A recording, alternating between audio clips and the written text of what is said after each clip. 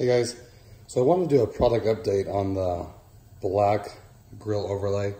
Had some people asking how it holds up, so thought I'd do a quick little video of it. I've had this on for about a month now. I haven't had any issues with it. I mean, it's still holding on perfect.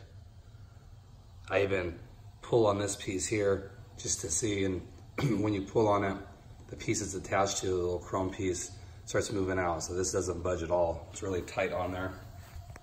It's really nice. Fits great.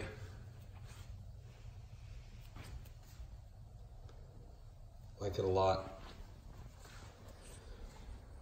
Haven't seen any swirl marks in it or anything. Seems like the plastic's pretty tough on it. And I think it's actually easier to keep clean than the dark chrome or even the chrome, because that always had water spots. No matter how hard you tried or after you washed it, it'd have spots on it.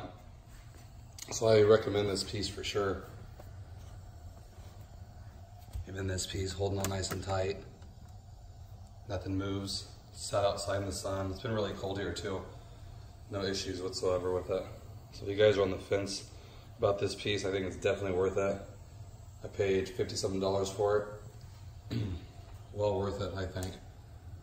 Actually, it's the one piece I think really changes the look as far as like having all this flow together, all this black. So, yeah, no negative issues with it so far.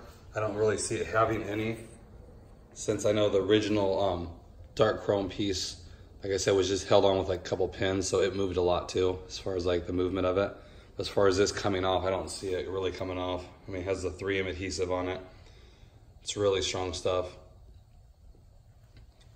So I would definitely recommend this one.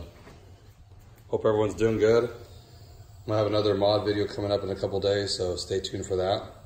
If you haven't already, please hit the icon on the screen to subscribe. Appreciate it. Hope everyone's doing good on this Sunday. Thanks again.